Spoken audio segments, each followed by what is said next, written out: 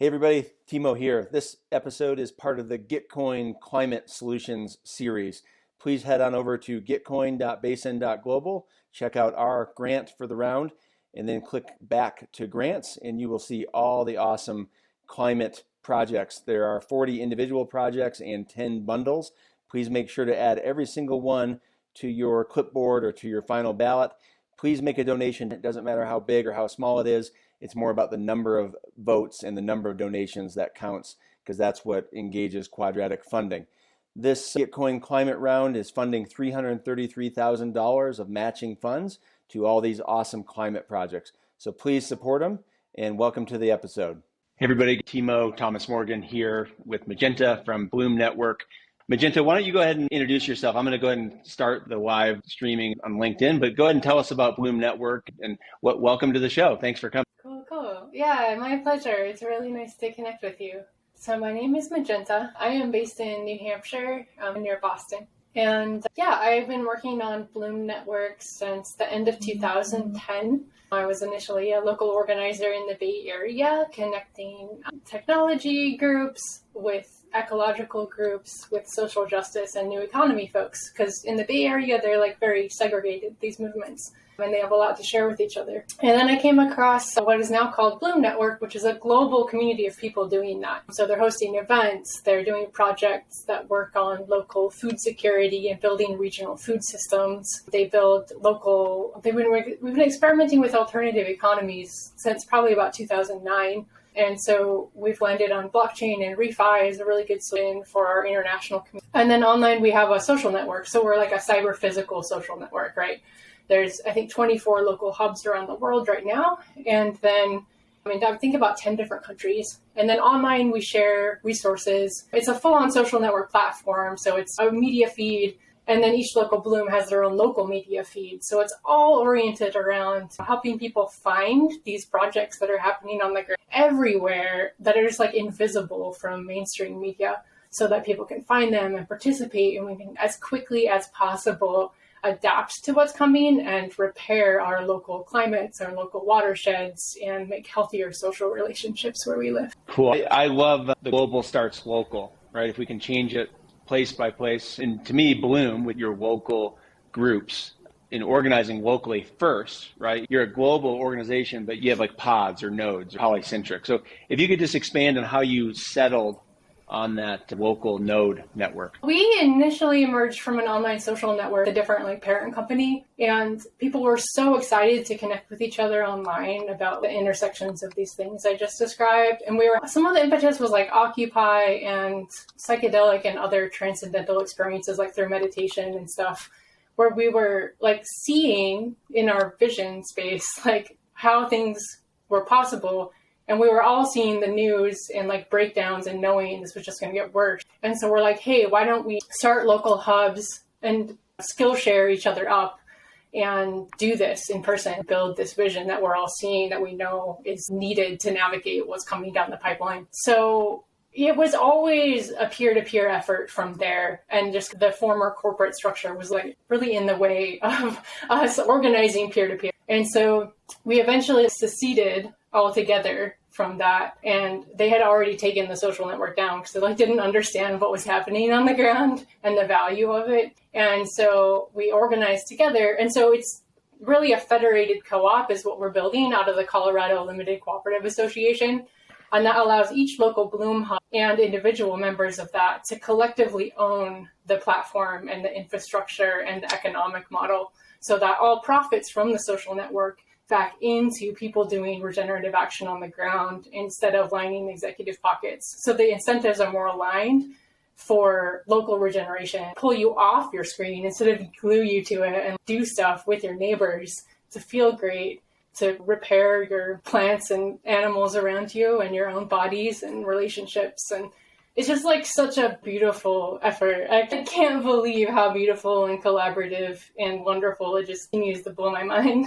Yeah, there's so much to unpack there in the cooperative model that you spoke about in the Colorado LCA statute. Maybe a good spot to start before we get into the technical details of the cooperative law and the cooperative model would just be a couple of examples of local blooms and how they're and what they're doing. A lot of this, we're here for the Gitcoin Climate Round, and there's this kind of stigma around blockchain and Web3 and crypto and whatnot. That's bad, right? Negative, bad.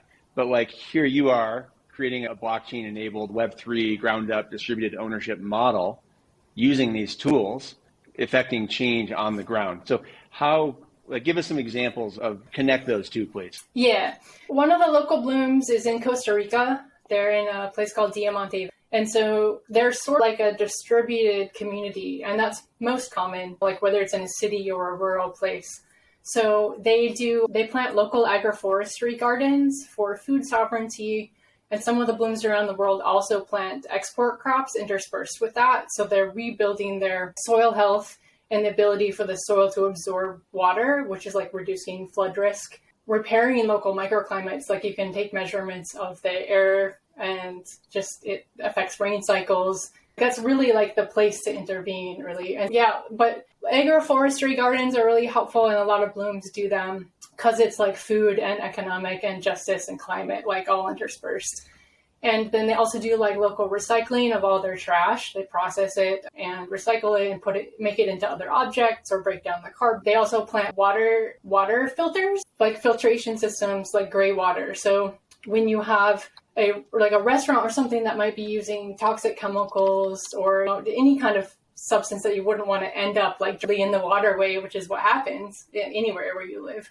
They use plants and different species planted in like a bed that like slowly breaks down that stuff before it has a chance to flow into the water. Local cooperatives, local economic systems. We're about to run a pilot with Collectivo from Cool. Yeah, what else are local blooms doing? One of them is planting like using sunflowers in Baltimore, actually, in a primarily Black community to pull up lead from like an urban lot. And the sunflowers, they tested like different species and collaborated with the university nearby to see like which one is most effective at drawing the lead up into the plant, and then they can safely dispose of the plants. So bioremediation is like another common thing, local food movement building, local entrepreneurship. It's that holistic approach is kind of not necessarily unique, but it characterizes a lot of the local hubs. But there's so much power in the holistic approach because climate, right, is systemic. It's interconnected. It's everything related together.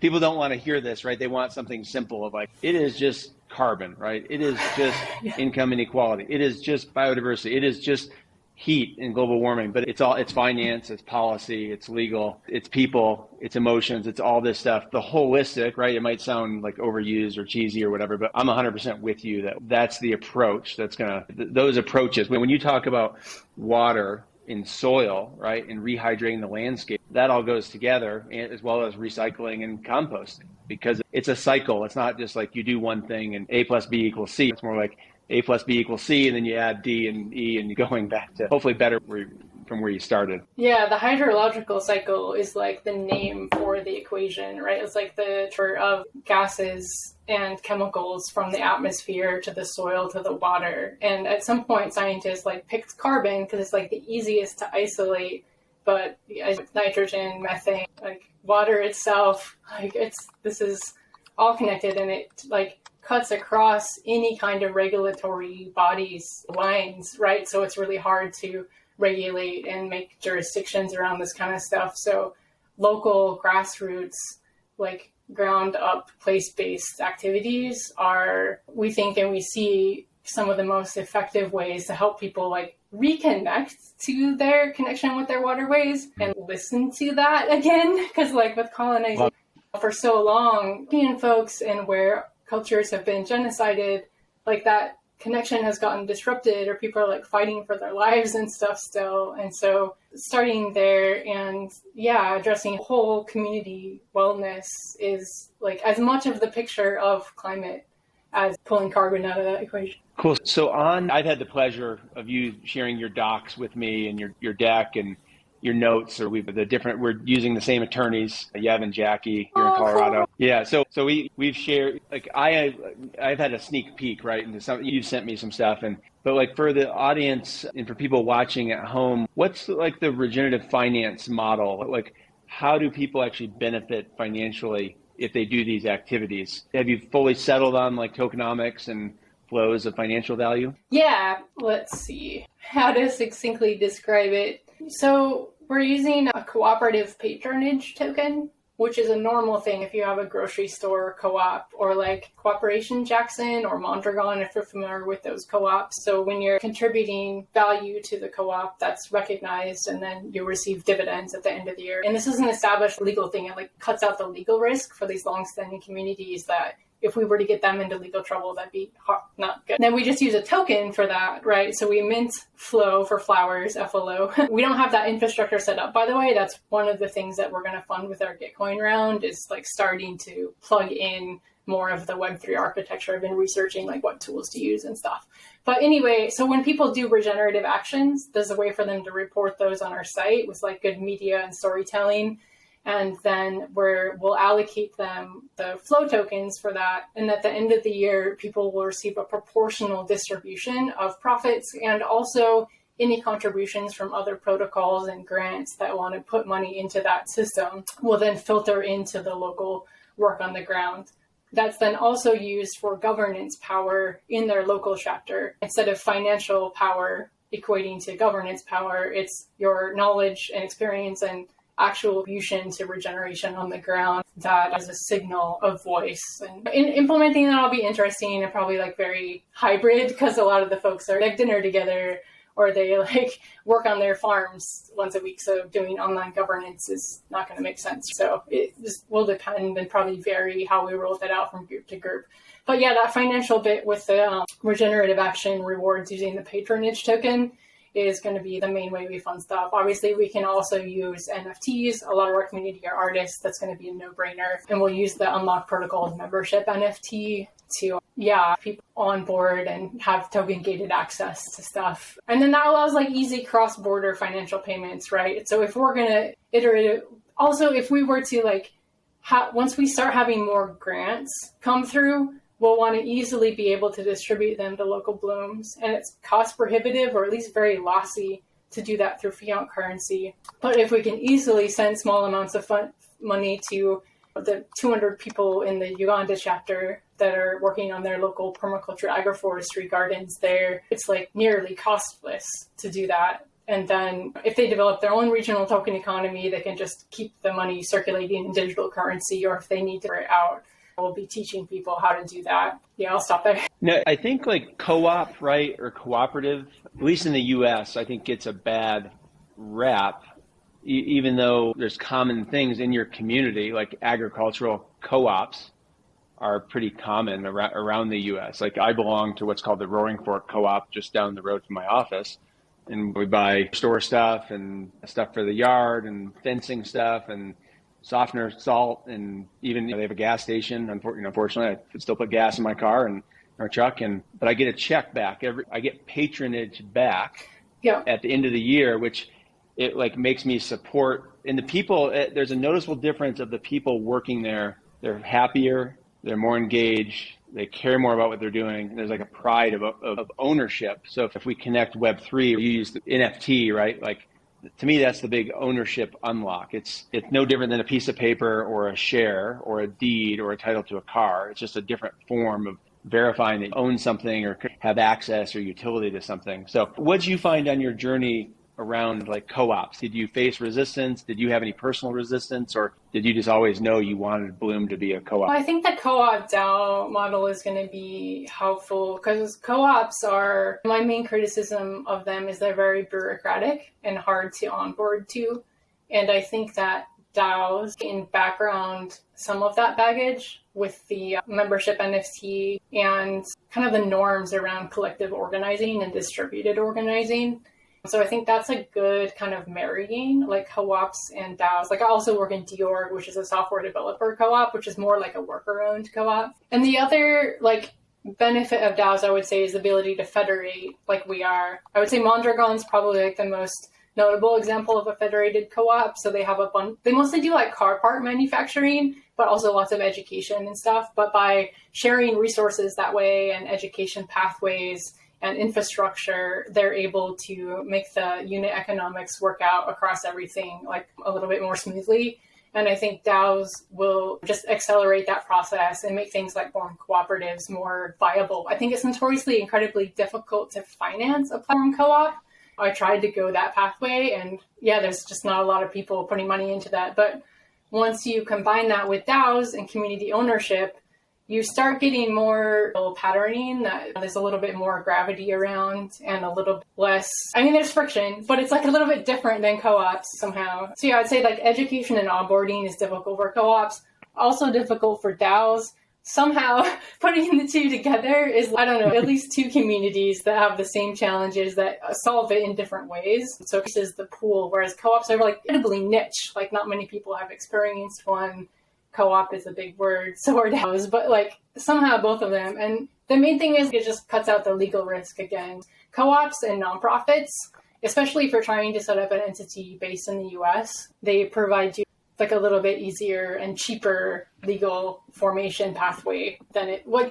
We're actually also having to use a C Corp. We're going to use Fairmint, but to raise a higher round of finance than the like cap return model that's normal with co-ops. We found that we needed to set up a subsidiary C Corp that holds like the collective's IP, so to speak. And so then we're able to raise higher amounts of funding, because I think that's the other barrier with co-ops that are not local is, or with Bloom, it's distributed locally, but they need like higher amounts of capital than you're able to source and skill up and educate folks. Whereas like a local farm co-op is like a little bit easier ask. People are, just financing that. There's more gravity around financing a local co-op than there is for these like global distributed co-op DAO hybrids that like we really need to happen to that. I kind of want to I wish I was asking you more questions about BASIN DAO too, because I'm likewise really curious how you guys are solving all that, and really respect that you're focusing around water, and I want the full download on everything BASIN DAO. I think our approaches are similar.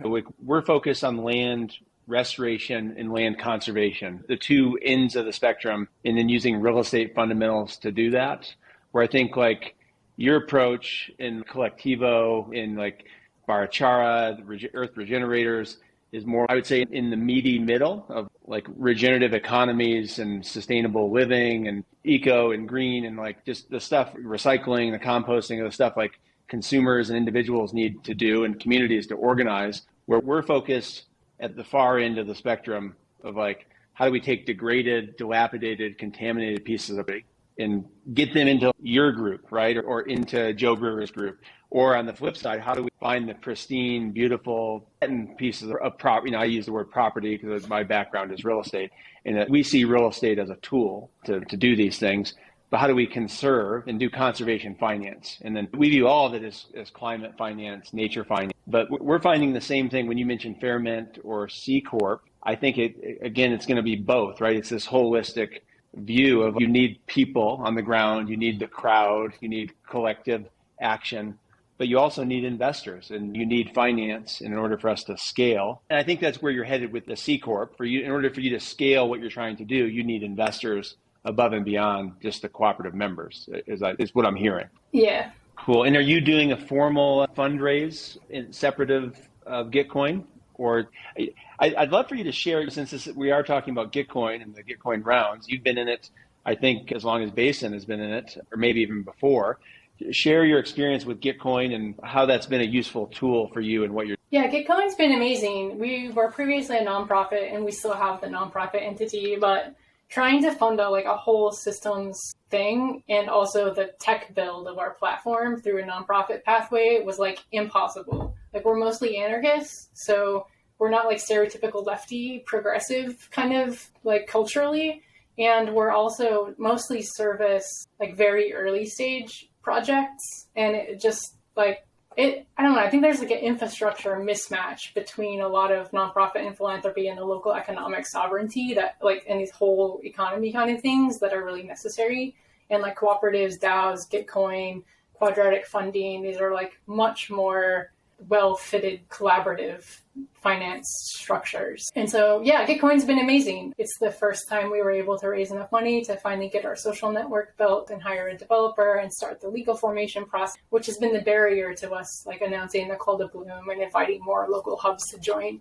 And the collaborative aspect of Gitcoin, like it incentivizes people to learn about each other's projects, build collaboration, support each other, build like working groups. That's like the opposite of philanthropy, right? Where like you never see anyone's grant. You're writing these grants that take you like weeks to write. They go into the void. You maybe never hear back. It's such a fucked up system. And Gitcoin is like perfect. It's very collaborative. All the different projects, we are collaborating and working together and trying to grow each other's communities and impact. I love the idea of quadratic funding, right? It's not about the amount of money that a donor gives. It's just about that individual vote, and the number of votes triggers the bigger funding pool. So it's super innovative. And that one of the reasons we're doing this lives, we're streaming over at LinkedIn and streaming over at YouTube, is trying to get not out of Web3, like crypto, blockchain, but bring more people in who are down the ReFi rabbit hole, who are curious. Have you gotten objection to Web3 blockchain, or what's been your experience with trying to get local community people who are scared of wallets and crypto and this scammy technology? What's been your experience there? We haven't yet started onboarding our community, just we've been under-resourced enough. We do have a professional technology trainer in our crew, so she's been putting together a training material for how to use a wallet and that kind of stuff. So we've mostly been relying on the support of partners who are farther in onboarded. I'm going to try do a little bit of onboarding with this round. We've encountered zero friction or pushback from anyone in our community because the financial scarcity and the like structural mismatch with either like social impact venture approaches or nonprofits. It's just so clear. There's like a huge gap here, and the sector, which is capable of moving forward like the most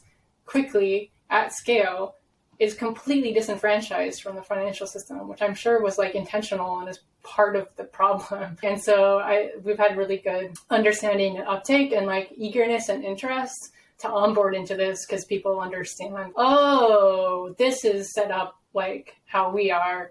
This makes sense. And we have the local hub in Costa Rica is also part of the Giveth crew. So they're probably the farthest along with experiencing it. And the up and down for them, because of the token approach in Giveth so far, caused some, we had a lot of money and then suddenly we don't have any. So we're trying to mitigate that by like leaning into stable coins and being very conservative and cautious with what tokenomic systems we expose our community to. I think at the end of the day, stable coins, money that you can readily spend, convert, and interact, rather than every single one of us having our own currency. I think there's value definitely in like access, utility, and governance, but every single one of us having our own currency is really, it's not going to be there for some time. I think because there's so many liquidity. But I think that your conservative approach to me really resonates with kind of what I'm seeing. Where's the best place for me to dive into more with BASIN DAO and connect anyone from our community who is real estate focused into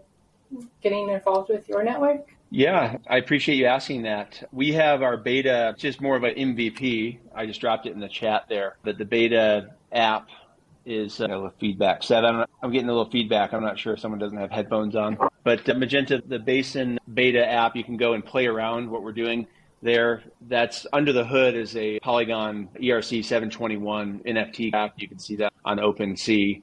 And so everything that you're seeing on that beta is on the blockchain. It is Web3.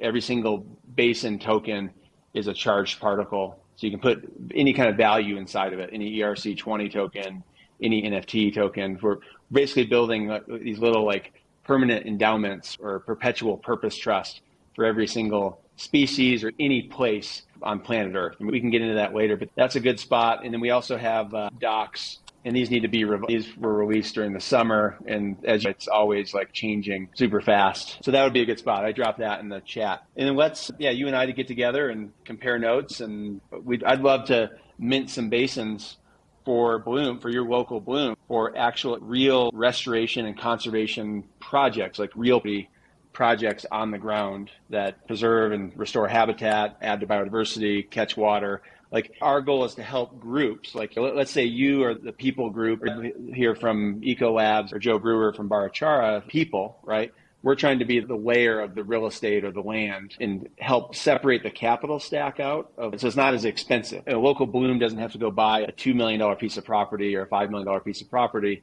BASIN would help, and through different real estate mechanisms, help separate that out. So the regenerative action can happen on the land but then the real estate itself is just a financing tool to help all the greater goals that we're trying to achieve. Looking forward to it. Yeah, that'll be perfect. Thank you. Cool. Thanks for coming today. I did drop your grant link in the chat here on Riverside. If people are watching on LinkedIn or YouTube, over at basin.live is the actual active chat. Please support Bloom Network and Magenta and the cooperative work and the node-based system that they're building over there. So thanks for coming. We really appreciate it. And you're welcome to stick around and keep listening, or we'll see you on the interwebs. Thanks so much, Timo. And yeah, I'll definitely listen in this. Thanks so much.